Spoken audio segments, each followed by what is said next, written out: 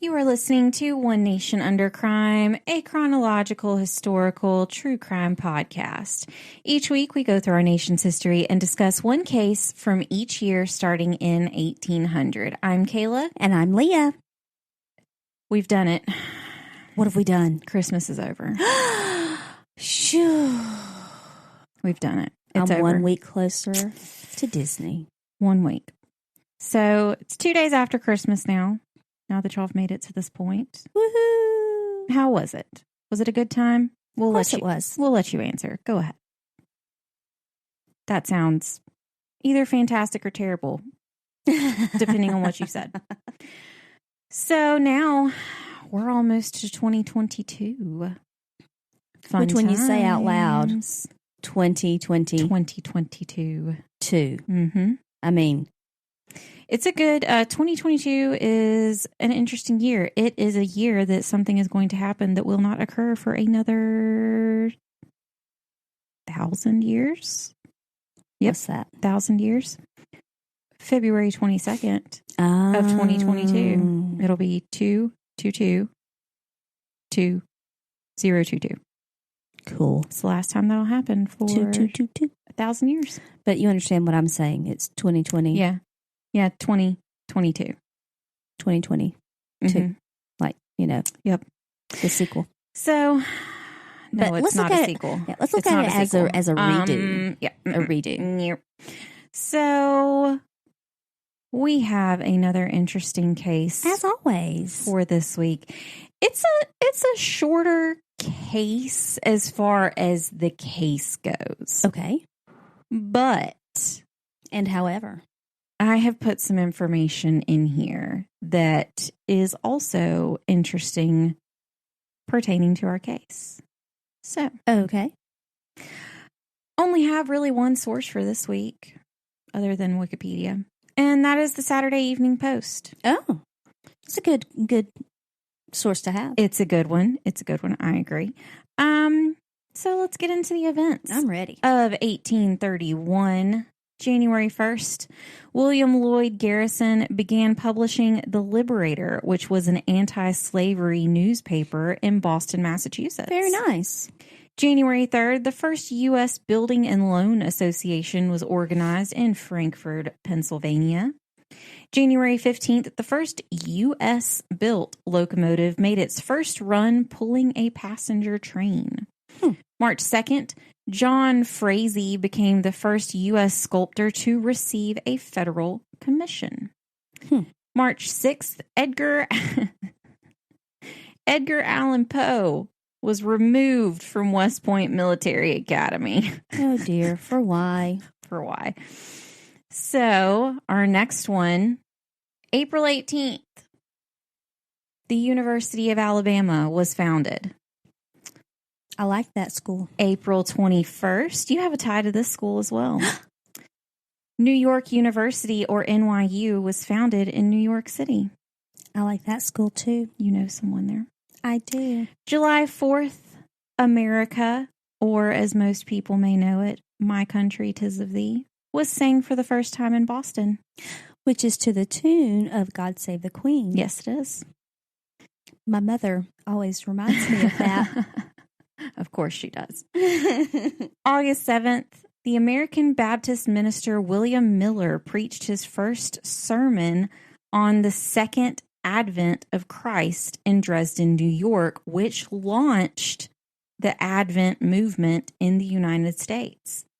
August 21st, Nat Turner's slave rebellion, a.k.a. the Southampton Insurrection, took place, where enslaved Virginians rebelled. Approximately 120 enslaved people and Approximately 120 enslaved and free people were killed by militias and mobs in the area. The Commonwealth of Virginia later executed an additional 56 enslaved people accused of being a part of the rebellion, including Nat Turner himself. Many Black people who had not participated were also persecuted in the frenzy. Because Turner had been educated and literate as well as a popular preacher, everyone's garbage. State legislatures. Everyone is not garbage. State legislatures subsequently passed new laws prohibiting education of enslaved and free Black people, restricting rights of assembly and other civil liberties for free people, and requiring white ministers to be present at all worship services. Everyone's garbage. Everyone is not garbage. I mean, seriously, heaven forbid somebody be, whatever. Anyway, it's frustrating. So we almost covered this as well. This was another case that there was a lot to it. It actually ties back to a previous rebellion as well. A lot of problematic things happened at this time. This is true. That were real hard. Let me just say this. At the beginning of any kind of movement to change how things are, there is violence, and it is bad. There always and is. I hate that. There always is. And I get that. However, just anyways, whatever. It's bad. It's bad. People just, and the reason that we didn't cover it this year is because there is a first in this year, which we are going to cover today. Okay. So that was also part of it as well, because I do try to cover things that happened for the first time in the United States as things go. September 26th, Robert Montgomery Bird's play, The Gladiator, premiered in New York City. December 1st, the Erie Canal closed for an entire month due to the cold weather. December 5th, December 5th, former U.S. President John Quincy Adams took his seat as a member of the House of Representatives. December 10th, Spirit of the Times began publishing in New York City, and it was the premier sports journal of the 19th century. Well, this is a fun fact and 1 week. Well, 2 days too late. I really wanted this to be a part of last week's episode because last week was our Christmas, technically, episode.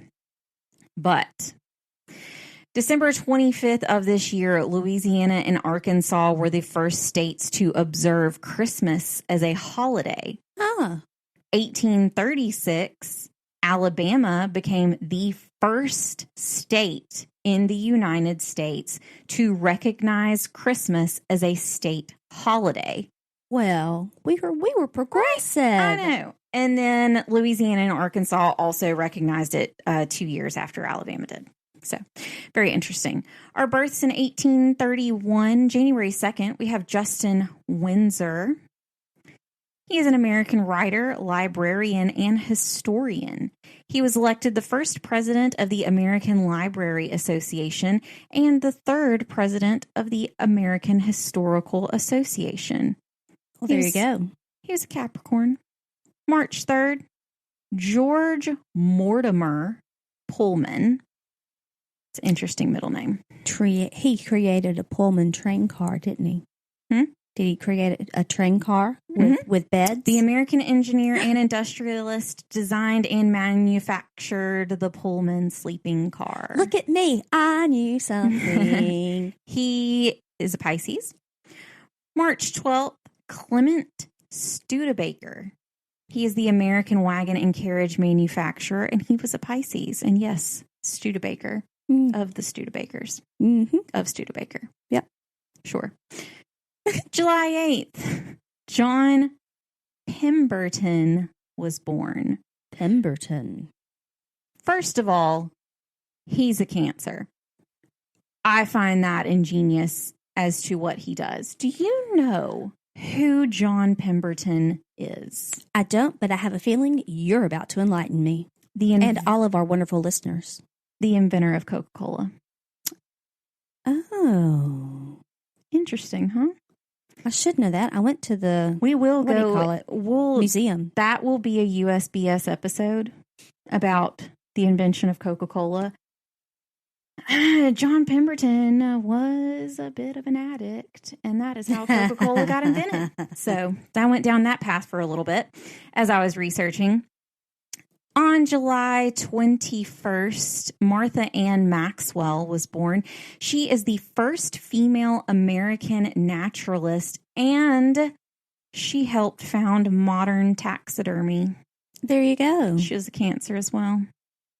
October 29th, Othniel Charles Marsh. You heard that correct. Othniel. That is a name. Mm-hmm. American professor of paleontology in Yale College and president of the National Academy of Sciences. He is known for the bone wars against Edward Drinker Cope. These two men were extremely competitive, and they discovered and documented more than 120 new species of dinosaurs. Cool. He was a Scorpio. I bet that he is a hero to my nephews and to many other young children. Not just boys. I am sure. Because girls like dinosaurs too. True. Ellie likes dinosaurs. She had dinosaur pajamas for a long time. Dinosaur things are hard to find for girls. Anyways. They are. November 19th, James A. Garfield, the 20th president of the United States, was born. He was a Sagittarius. Very interesting. I think he's the president that had a pet alligator, if I'm not mistaken. There's one that had a pet raccoon, too. I am full of all kinds of facts, and I'm just sharing them left and right. I'm not real sure. I think he's the one that did. He might be. I'm not sure. Our deaths in 1831, March 26, we have Richard Allen. He was the founder of the American Methodist Episcopal Church in 1794. April 4th, Isaiah Thomas, an American publisher and author. He performed the first public reading of the Declaration of Independence in Worcester, Massachusetts, and reported the first account of the battles of Lexington and Concord.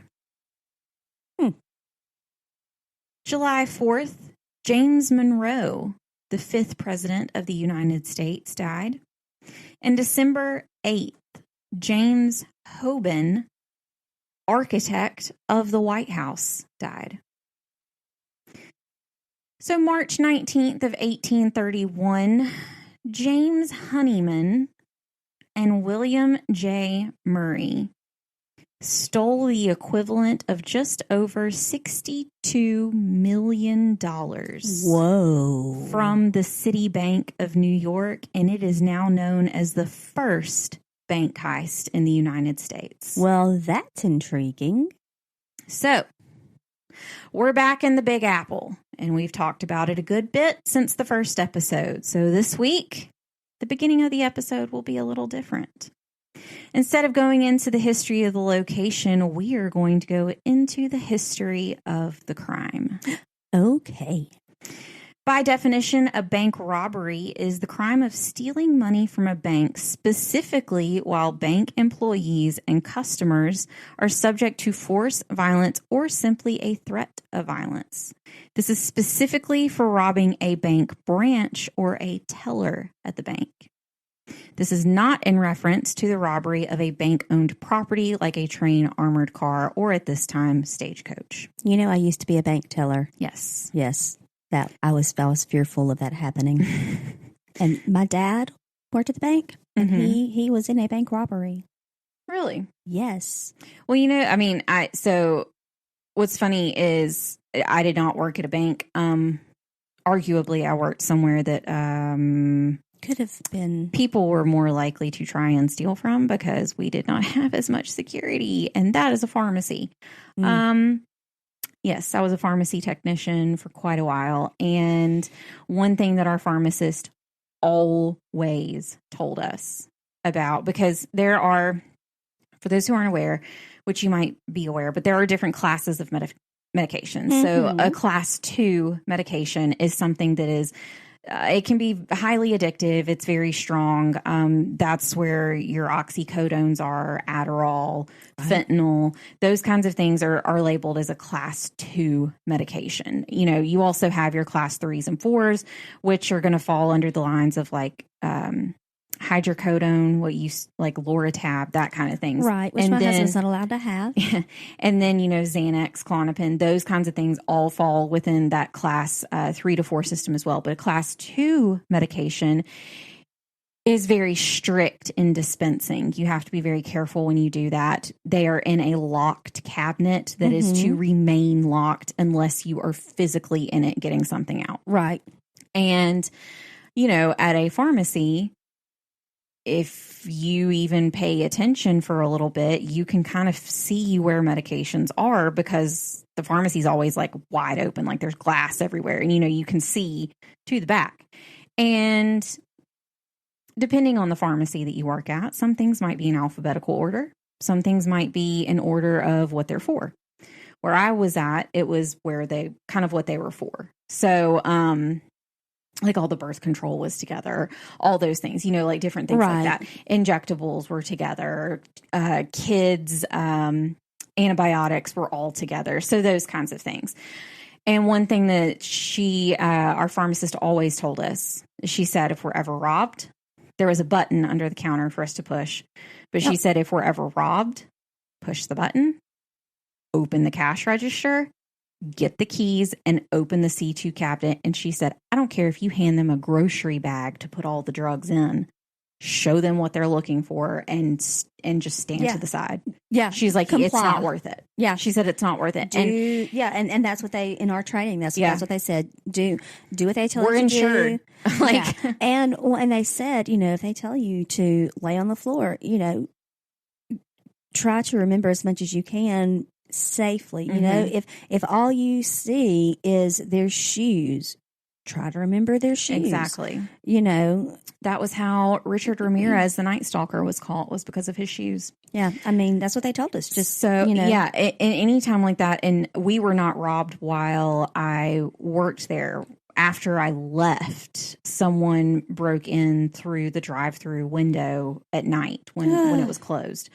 Yeah, it was pretty bad. But I worked at kind of like a small family-owned pharmacy, and we had 2 locations.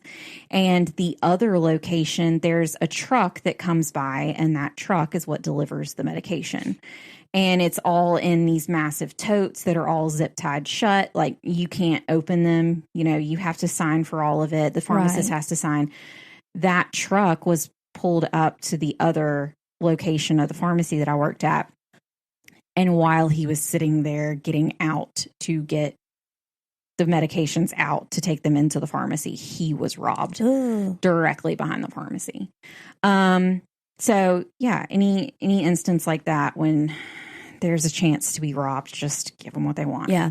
And especially, and that was the thing too, is, you know, while, you know, like a bank robbery is very dangerous because the people are there for money and, you know, now there's all these certain rules with money is, you know, you can only have certain access. The safe's only allowed to be open during certain times, like those kinds of things. One thing that the pharmacist told us all the time is she said, the people who are here to steal what we have are likely not going to be okay mentally.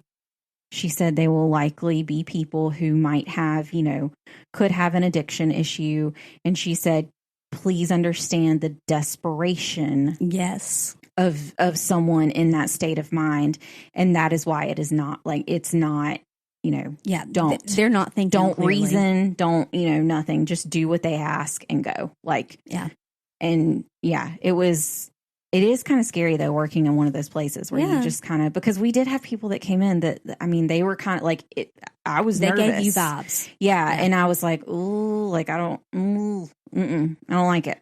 I mean, like, I wasn't constantly worried when I was there, but I mean, Dad did. He was, at the time, he was a manager, and a guy came in with a flower box, and it was not flowers in the box. It could have been a sawed-off shotgun, and he could have held it on my dad. Then that could be scary. It's very... He survived. It's very scary. Everybody's okay. Yes.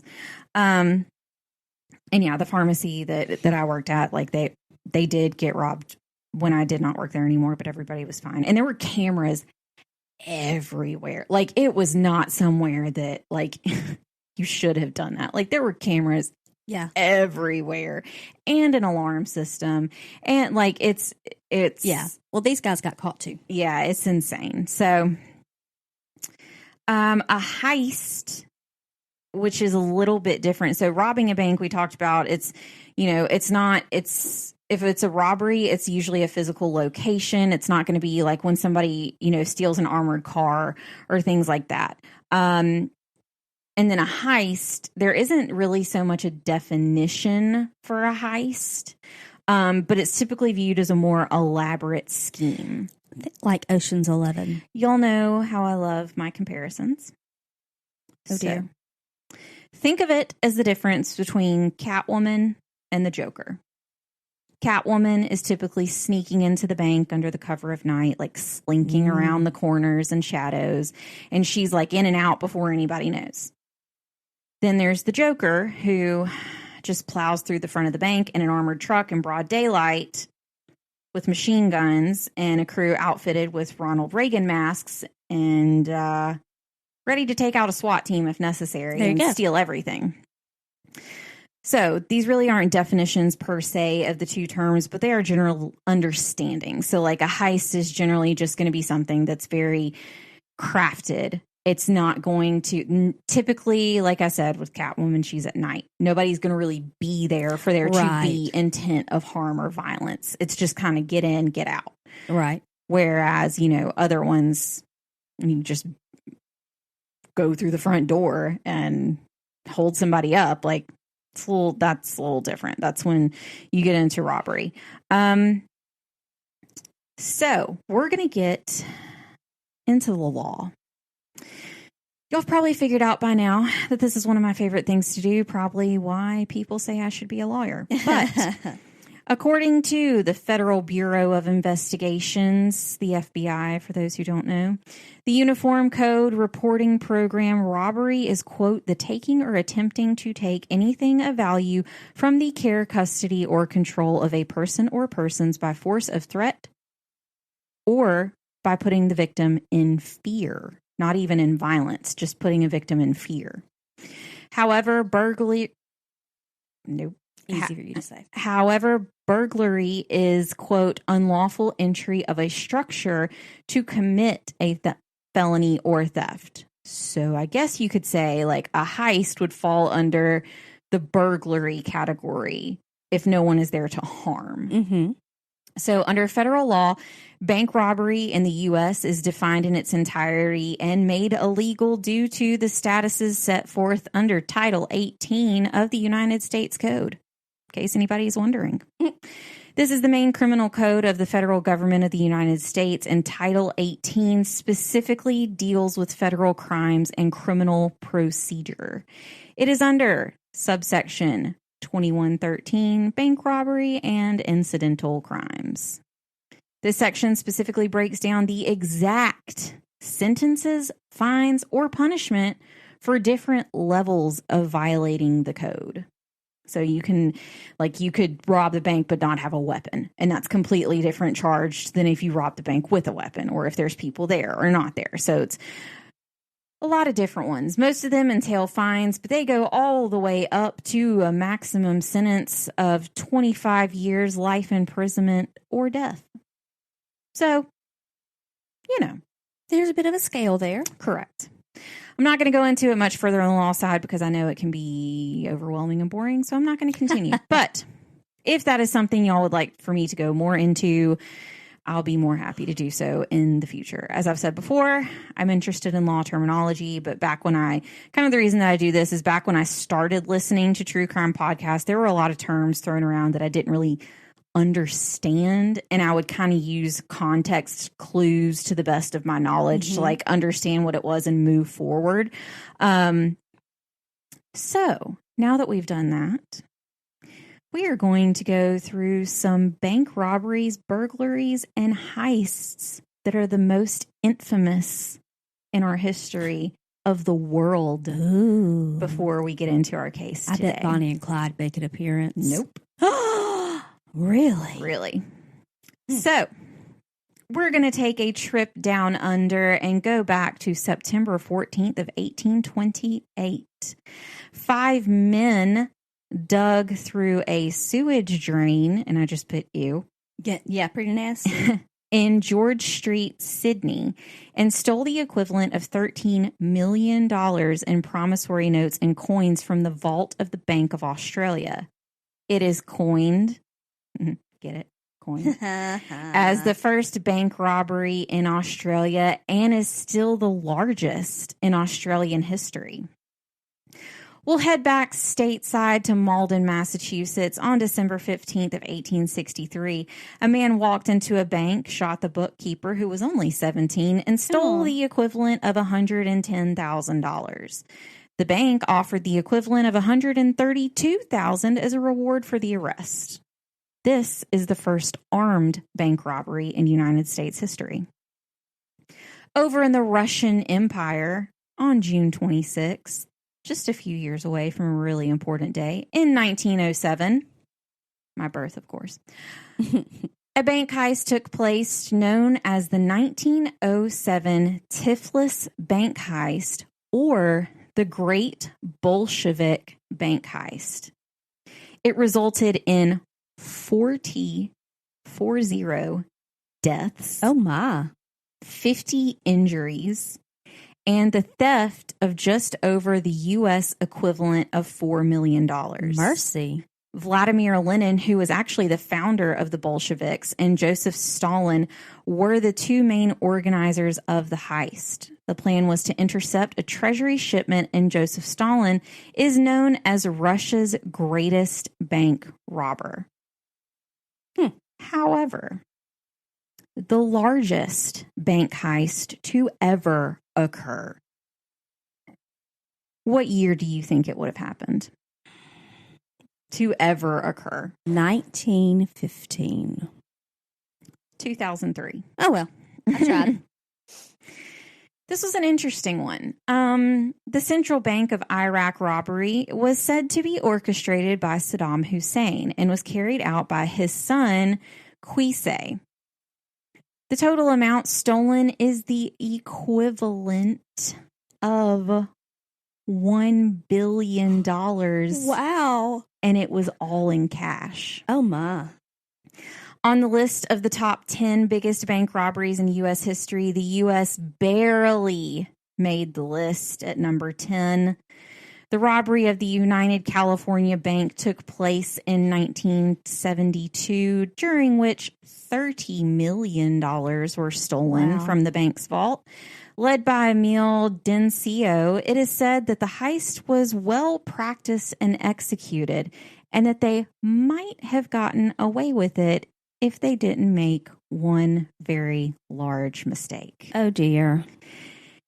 They had a kind of test run in Ohio just a few months earlier, and they used the same methods in the California robbery. It wasn't hard for the FBI to connect the dots.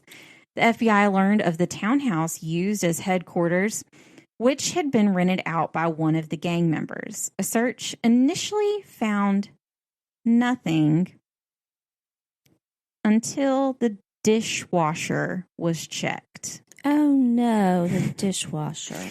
The burglars had forgotten to run the dishwasher before returning to Ohio. And the recovered fingerprints permitted federal arrest warrants to be issued. Dirty dishes. Yep.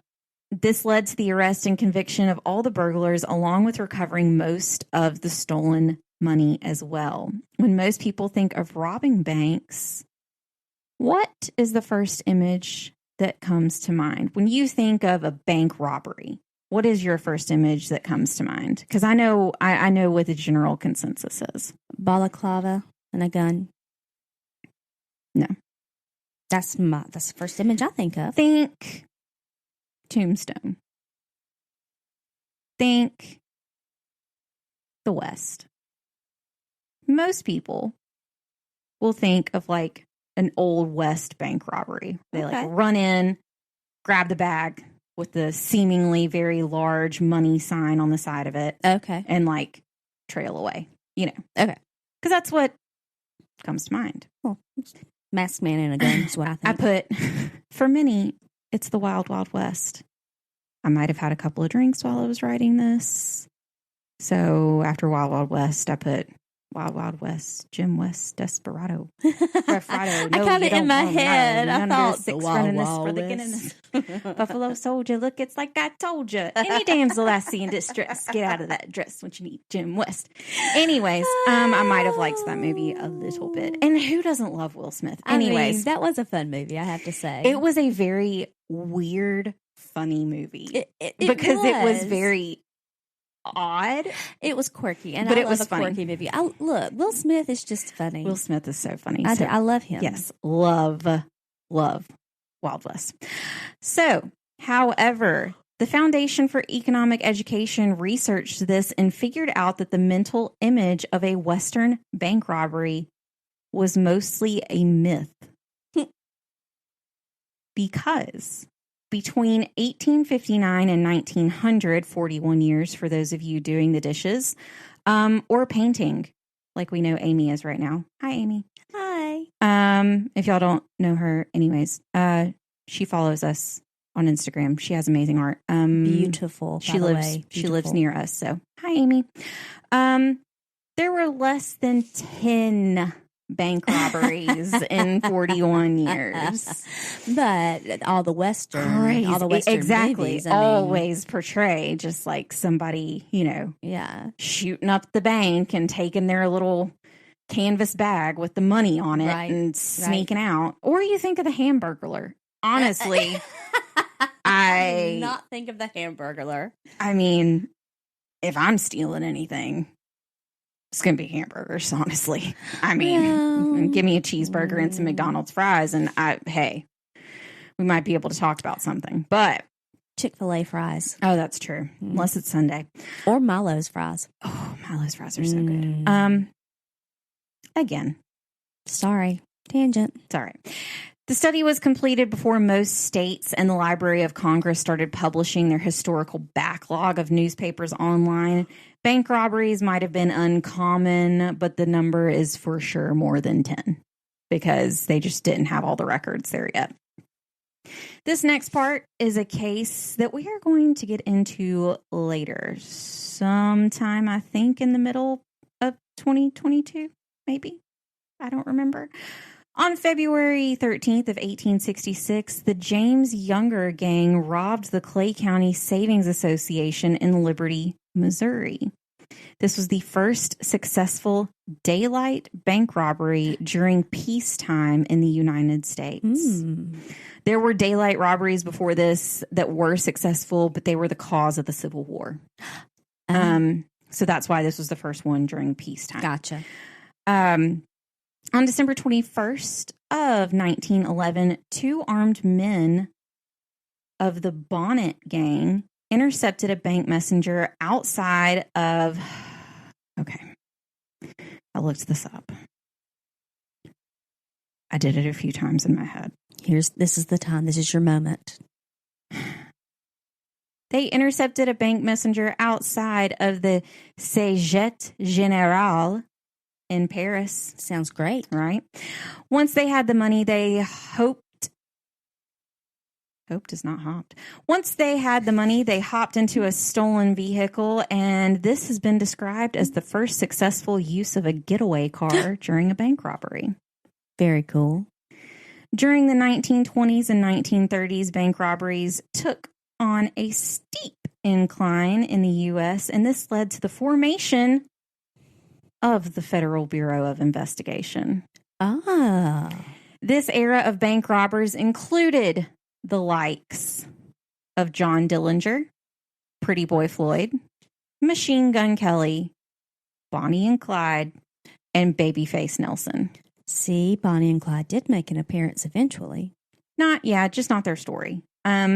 We will get to all of them at some point. Yes, trust me. Yes. We will, because the John Dillinger gang will, of course, get to that. Machine Gun Kelly. Yes, guys, his name is not Machine Gun Kelly. He may be a rapper. He may have chosen the name Machine Gun Kelly. That is not his name. Machine Gun Kelly was actually a bank robber and a pretty bad dude. So now you know. Just FYI. If you don't know, now you know. I mean, you got to. My favorite, however, is possibly Willie Sutton. And only for the fact of his answer, on why he robbed banks. Oh, dear. Because that's where the money is. I mean, if you kept him in churches, he'd rob churches. That's where the money is. Wrapping up this section, we need to talk about something that a lot of people use as a cute colloquialism, but might not know where it originated from. All right. Stockholm Syndrome. Oh. In 1973, 4 hostages were taken during the Norrmalmstorg robbery in Stockholm, Sweden, and they were held for 131 hours. Once the hostages were released from their captors, they would not testify against them in court. During the siege on the bank, one of the captors told the police to not hurt the robbers because they hadn't done anything to them. The captors even went as far as to willingly stand in front of the robbers when they exited the building to avoid them being shot by the police. It came out later that the victims told reporters that they were not afraid of the robbers, but they were afraid of the police. Oh. The hostages were studied by psychologists in the term Norrmalmstorg syndrome, later changed to Stockholm Syndrome, was used to define hostages developing a psychological bond with their captors during captivity. This was the first criminal event in Sweden to be covered by live television. And that's why it's Stockholm Syndrome, because it was Stockholm, Sweden. I mean, makes sense. Beauty and the Beast. Anyways. That's the first thing I thought of. Yeah. The first bank heist in the United States went a bit differently than in Stockholm. James Honeyman and William J. Murray set their sights on the Citibank of New York to change their future forever. It did change their future, but not in the way that the men had hoped. I was going to say, probably changed their future, We're talking but about not in the way they wanted. You might not know the name Citibank of New York immediately, but you might know it by its current name, Citibank. I was going to say, I know Citibank. The bank was founded on June 16th, 1812, and the first president was the statesman Samuel Osgood. The bank was responsible for financing war bonds for the War of 1812. They served as a founding member of the Financial Clearinghouse in New York. They underwrote the Union during the American Civil War with $50 million in war bonds. They opened the first foreign exchange department of any bank, and they received a $5 million deposit that was given to Spain for the U.S. acquisition of the Philippines. So, the bank officially joined the national banking system under the National Bank Act in 1865, and the name changed to the National City Bank of New York. Not long after, it was one of the largest banks in the United States, and then in 1893, the largest bank in New York alone. The bank helped finance the Panama Canal, and at one point, it held 11% of the federal government's money. Ooh. Just a little bit of money. There's a lot more we can get into regarding it. But I will say that eventually the president of the bank was a Rockefeller. For our international listeners, this is a big deal. Yes. The Rockefellers are an American industrial, political, and banking family that owns one of the world's largest fortunes. And yes, it is the same Rockefellers as in the Rockefeller Center Christmas tree lighting every year in New York. Those Rockefellers. We'll probably eventually cover them for 20s, USBS. Probably. Yeah, because there's a lot with the Rockefellers. Maybe such as, I don't know, them pushing for natural holistic medications to not be FDA approved and for drug companies, pharmaceuticals to be FDA approved. Maybe. Who knows? I do. But anyways, so we might get to that. It's interesting. But one of the Rockefellers was one of the main pioneers in one, making weed illegal, and then two, pushing pharmaceuticals. So, interesting. And taking all holistic medicine and basically made the public opinion of holistic medicine to be junk science. So, it's all interesting. It was late at night on March 20th of 1831 when two men, James Honeyman and William J. Murray, set off to rob the City Bank of New York armed with only a set of homemade keys. I mean, interesting weapon of choice. Interesting.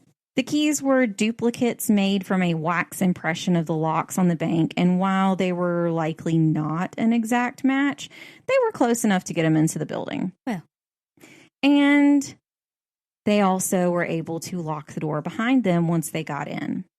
Once in the building, the men went to empty the vault and clean out the safety deposit boxes. By morning, they had taken $245,000 in coins, banknotes, and valuables in bags.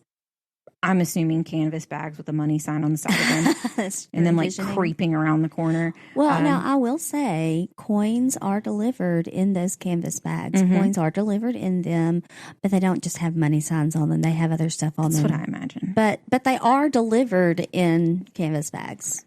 So there you go. The amount today would be around $62 million.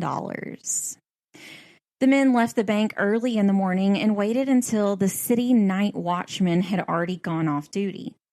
Manhattan was shell-shocked and couldn't believe it could be taken so easily. A $5,000 reward at that time, which is $146,000, was offered for the apprehension of the criminals who committed the crime. Honeyman and Murray took the stolen goods to Murray's house. They divided everything amongst themselves. Honeyman took his share, put it in 3 trunks, probably much like Captain White's trunks, and left the home. He took the trunks and went to a boarding house where he checked in under the name Jones. The landlord noted about his new tenant that there was something peculiar in his conduct, particularly regarding the trunks, and that it excited the suspicions of the landlord. Honeyman divided the stolen money again and gave around $37,000 to his brother-in-law. Across town, the news of the robbery had made it to New York's Chief Constable Jacob Hayes. He immediately thought of Honeyman because Honeyman had recently dodged a robbery charge that involved a store in Brooklyn. But he was able to get away with it because there wasn't any evidence that Honeyman did it. There were even more robbery charges that Honeyman had also avoided in the past, such as when he was caught trying to steal money from a steamboat and another time from an English mail coach. Well, how was he able to evade them or avoid them? Who knows? It just said that he didn't get charged for them. Constable Hayes immediately went to the last known residence of Honeyman, but to his shock, Honeyman was gone, and so was the money. Just 4 days after the crime, Honeyman left the boarding house with one of the trunks and told the landlord that he would be back soon for the others. I'm going to go ahead and say that this landlord was probably an ancestor of mine, because as soon as Honeyman was away from the trunks, the landlord immediately went to go see what was in them. Since he's being so peculiar about this, let me just go see what's going on. The landlord called Constable Hayes and told him to come to the boarding house immediately. The men opened the remaining trunks and found $185,758 remaining.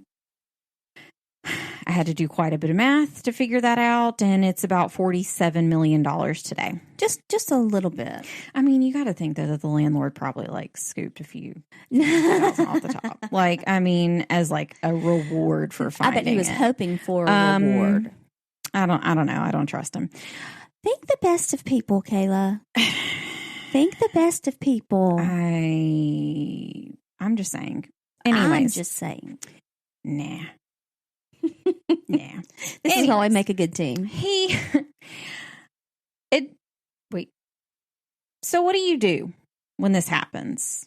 Well, of course you just wait for him to come back. And they did. It took only 3 hours and Honeyman walked right through the front door. He was arrested and taken before a judge.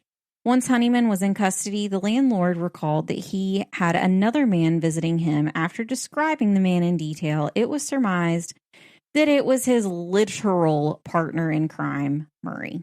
Nice. In all honesty, these two men had a pretty harrowing story on how they got to the U.S. because their true story begins at a penal colony at Botany Bay in Australia. Oh.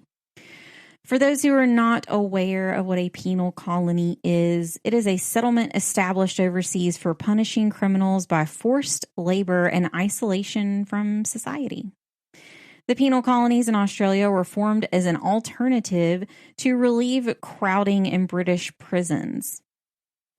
I believe it's Botany. That's what I'm going with. I think you're right. Botany Bay. That's where both men in our story were held. And it was one of the first, and on August 16th of 1786, the decision was made for a colonization party of convicts, military, and civilian personnel under the command of Captain Arthur Phillips. There were 775 convicts on board 6 transport ships. Then there were another 645 travelers that included crew, Marines, and the families of those workers, including children. There were 11 ships in total when you include the convicts and the other ships. They were called the First Fleet, and they set sail on May 13th of 1787 and finally arrived in January. That is a long trip. That's a long trip. Once they took a look at the surroundings, it became clear that it was not going to be able to sustain everyone. The bay was too open to contain prisoners, and the soil was too damp. The colony was moved to what is Sydney, Australia today, and they established the first permanent European colony. It was named New South Wales on January 26th. Fun fact, January 26th is now celebrated as Australia Day. So, the death rate was extremely high because they thought far enough ahead only to have just enough food for a few weeks after landing. What they didn't think of was to bring people who were actually skilled farmers or people who knew how to work with livestock. That, just those things. A second fleet was sent to, quote, help. And they made it worse just because they repeated the cycle. Well, that's helpful. Yeah. The treatment of the convicts was so intense that the acts had to be passed. To regulate the punishment of convicts. For example, one part of the act was that you couldn't sentence anyone to over 50 lashes for punishment. There was no limit before this. Take out your frustration, and things were not going well. Right. So, I mean, you were already, when things aren't going well, you're already more apt to be more frustrated already. Awesome. It was great. If a convict was well behaved, then the convict could be given a ticket of leave, which granted partial freedom. It was essentially parole. Like they got parole. Most of the sentences were 7 years, and once done, they were issued a certificate of freedom. The certificate made the reformed convicts able to go back to England or become an actual settler in the colony. It's not clear how the two men in our story got out of Australia, but once they it says they escaped, so I'm assuming it was not under actual good means. Yeah. It wasn't kosher. Right. But they eventually escaped and returned to England. Once they arrived in England, they committed several robberies and then fled to the United States in hopes of continuing their criminal enterprise. So it did not reform them. No, not at all. Once Honeyman was put in jail, Constable Hayes set out to go find Murray, but Murray had fled to Philadelphia. That didn't stop Constable Hayes, and he hunted Murray down and just brought him back to New York for trial. Both men were convicted and sentenced to 5 years at Sing Sing prison. Oh. We talked about that place for a moment. Not a place you want to go. Nope. About $176,000 of the stolen money was recovered by the constable, and they kept searching for the additional $69,000. It seemed like the money would never be found until months later, Honeyman's brother-in-law entered a bank to exchange some of the banknotes he was given by Honeyman. The bank clerk recognized the banknotes as belonging to the city bank, and Constable Hayes quickly arrived, and in exchange for immunity, Honeyman's brother-in-law gave back all of the money that he was given immediately. Keep in mind, this was only $37,000. Okay, so it's his brother-in-law, so I guess maybe the brother-in-law, was he maybe in on his escape to get to America? I don't know. It didn't say. There was nothing really on them. Well, I mean, I know. Yeah. It just you know. That I'm not sure. I'm sure that's probably why he went there was because of that, but I don't know if he helped him in any way. Yeah. Just thoughts in my brain. So like I said, this was only $37,000. So where was the remaining $42,000? Good question. No one knows. And it's never been found. Interesting. And that's the story of the first bank heist in the United States. Interesting. So we still don't know. Still don't know. But hey, we had a story with no murder this week. That's very happy. I mean, come on. No bloodshed.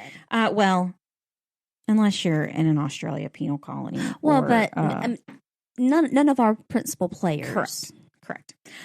So that is it for what a way to end the year. Our last episode of 2021. We have been doing this podcast for 6 months now. How exciting. I just thought of that because we started at the end of May. Yeah. So we've been at this for 6 months. So thank you guys for sticking with us for our first 6 months of working out the kinks and figuring out this whole podcasting world. And for keeping us going, like for, showing us that, hey, you want to listen to us. I mean, you download our podcast. Yeah. So we are officially, as of a couple of days ago, we have listeners in 30 countries. Wow. I know. It was really cool. So we see you guys. We see y'all out there. We appreciate it. And keep telling people about us. Yeah. We got a good backlog of episodes for people to listen to now. So if you know of anybody who would like to binge a podcast, tell them about us. Yes. You can also tell them about our website where you can find any and all ONUC information you're looking for. It's onenationundercrime.com. We are One Nation Under Crime on Facebook, Instagram, YouTube, and at ONUC Pod on Twitter. We know you love our podcast. You've listened to us for 6 months now. So why haven't you gone and given us a 5-star review? And if you have, why haven't you left a comment? Yeah, leave us a comment. We need to see those. And then that's how you get free stickers. So please do that. We do have a Patreon if you would like to help with the cost of making and hosting the show. And now the privilege of listening to USBS. Yep. Just an FYI, it's not going to be an episode a week over on USBS. We're doing that just for the holidays. It's probably going to be more like 2 a month.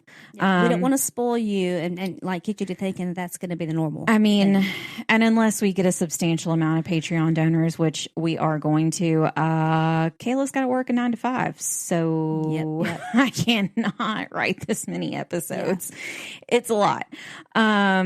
And see, I don't get to write any because it has to be a surprise to me. Yes. I can't help her do that, guys. So it's... because I would. Tell everyone about our podcast so that I eventually don't have to work a 9 to 5. That'd be great. Or this will be her 9 to 5. That's true. That would be great. So thank you guys for listening to the last ONUC episode of 2021. Yes. We will see you here, same time, different crime, next year. And remember, there isn't always liberty and justice for all. Nope. Bye, guys. Bye. Happy New Year.